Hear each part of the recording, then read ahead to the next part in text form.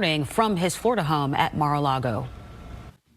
ሰላም ጤና ይስጥልን የእውነት ሚዲያ ተከታታዮች በእውነት ለእውነት ስለ እውነት ትኩስና አዳዲስ መረጃዎችን በየዕለቱ ልናደርሰው ይኸው ተሰይመናል። ስማችን እውነት ተግባራችንም ስማችን ነውና ለእውነት ስንል ትክክለኛውን መረጃ ለእርስዎ ልናደርስ ዝግጅታችንን አጠናቀናል። እውነት ሚዲያ በበሳል ባለሙያዎች ጥልቅ እይታና ትንታኔ ታክሎበት መረጃው ከያለበት ታድኖ ለእርስዎ በሚመጥን መንገድ ተዘጋጅቷል። ገጹን ላይክ፣ ሼር፣ ሰብስክራይብ በማድረግ ቤተሰብ ይሁኑ፣ አጋርነቱን ያሳዩ። ዛሬ ወደ ዓለማችን ትኩረት የኢራን ጦርነት እናመራለን። ትኩረታችንንም አይቀሬውና ሲፈራ የነበረው የምጽአት ቀን የሚሰኘው ሚሳኤል ሊተኮስ ስለመሆኑ የተሰማውን ዜና ላይ ይሆናል። ዝርዝሩን ይሄው ብለናል።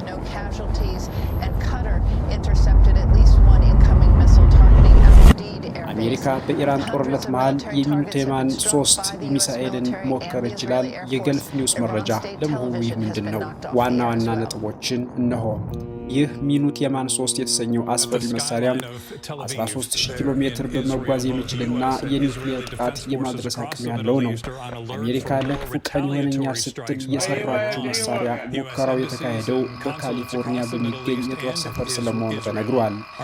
ምንም እንኳን አሜሪካ ከኢራን ጋር በጦርነት ላይ ብትሆንም ሙከራው አስቀድሞ የታቀደ መደበኛ ሂደት በመሆኑ ተገልጿል።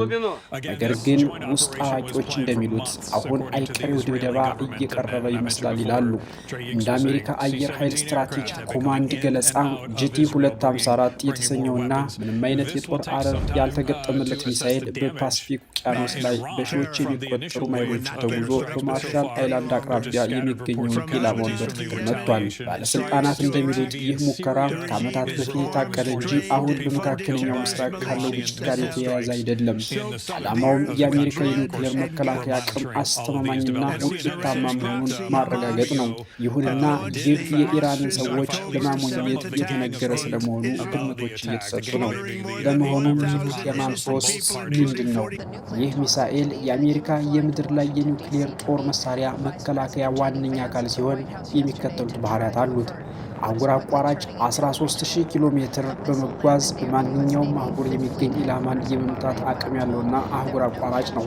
በሰዓት 15000 ማይል ከድምፅ ፍጥነት 23 እጥፍ በላይ በመጓዝ በ30 ደቂቃ ውስጥ ጥቃት ማድረስ የሚችል እንደሆነም ተመስክሮለታል። በጃፓን ሂሮሺማ ላይ ከተጣለው ቦምብ በ20 እጥፍ የሚበልጥ የኒውክሌር አረር የመሸከም አቅም ያለው ይህ አውዳሚ ጦር መሳሪያ ለኢራን የተላከ የሞት መልአክ እየተባለም ይገኛል። አሜሪካ ካሏት 3 ዋና ዋና የኒውክሌር ጥቃት ማድረሻ መንገዶች ማለትም ከባህር ሰርጓጅ መርከብ፣ ከረጅም ርቀት ቦምብ ጣይ አውሮፕላንና ከምድር ላይ አንዱና የምድር ላይ ተወርዋሪው ይህ ክፍል መሳሪያ ነው። ይህ እውነት ሚዲያ ነው። የምጽአት ቀን ሚሳኤሉ የደቀነውን ስጋት እያነሳ እንገኛለን። ገጹን ላይክ፣ ሼር፣ ሰብስክራይብ በማድረግ ቤተሰብ ይሁኑ። መረጃዎችንም ከዚህ ይቀጥላሉ።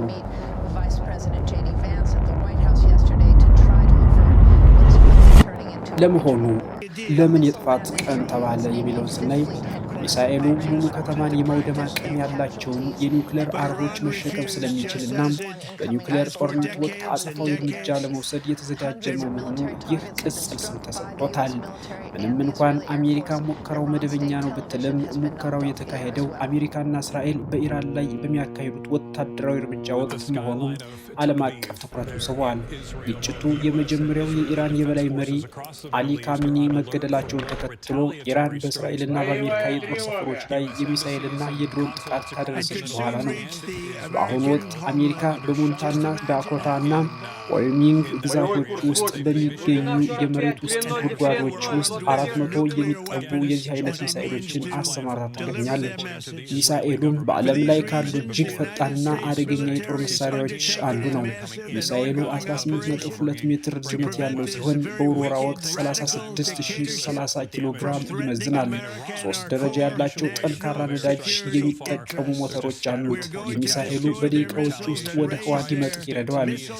ሚሳኤሉ እስከ 1100 ኪሎ ሜትር ወደ ህዋ ለመውጣት ይጓዝና ወደ ኢላማው ሲቃረብ በስበት ኃይል ታግዞ በከፍተኛ ፍጥነት ወደ መሬት ይወርዳል። ምንም እንኳን አህጉር አቋራጭ ቢሆንም ኢላማውን በትንሽ ሜትሮች ልዩነት የመምታት ብቃት ያለው መሳሪያ ነው። መጀመሪያ ላይ ሚሳኤሉ MIRV የተሰኘ ቴክኖሎጂ የነበረው ሲሆን ይህ ማለት ደግሞ አንድ ሚሳኤል ተተኩሶ ህዋ ላይ ሲደርስ 3 የተለያዩ የኒውክሌር ቦምቦች ወደ ተለያዩ ከተሞች መርጨት ይችል ነበር። ነገር ግን ከአውሮፓና ሩሲያ ጋር በተደረጉ የጦር መሳሪያ ቅነሳ ስምምነቶች መሰረት በአሁኑ ወቅት አሜሪካ በእያንዳንዱ ሚሳኤል ላይ አንድ የኒውክሌር አረር ብቻ እንድትገጥም ተደርጓል። የሚታጠቀው የኒውክሌር አረር አይነት W87 ሲሆን የፍንዳታ አቅምም 300 ሺህ ቶን ነው።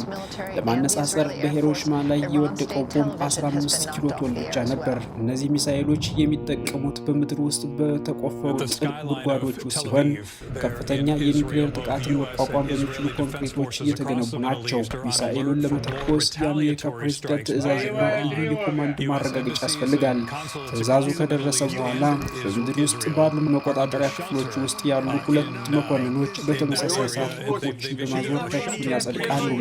ይህ ሚሳኤል ለምን አሁን ተሞከረ የሚለው መሰረታዊ ነጥብ ሲሆን አሜሪካ እንዲህ ያሉ ሙከራዎችን በየዓመቱ የምታደርገው ለሁለት ዋና ምክንያቶች ነው።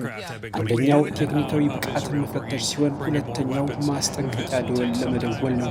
የሆነው ሆኖ አሜሪካ ይህን ሚሳኤል ለጦርነት የምትተኩስበት ቀን እየተጠበቀ ነው። ኢራን ከአሜሪካ፣ ኢራን ከእስራኤል ብቻ ቀጠናው ታምሷል። ነገ ምን ይፈጠራል? ጊዜ ምላሽ ነው ይመጣል። ውድ የገጻችን ተከታታዮች በእውነት ለእውነት ስለ እውነት ትኩስና አዳዲስ መረጃዎችን በዚህ መንገድ ማድረሱ ይቀጥላል። ገጹን ላይክ፣ ሸር፣ ሰብስክራይብ በማድረግ ይወዳጁ። እውነት በእውነት ስለ እውነት እውነት ሚዲያ በዛሬው አበቃ። ቸር ይግጠመን። Both U.S. and Israeli defense forces across the Middle East are on alert for more retaliatory strikes by Iran. U.S. embassies and consulates across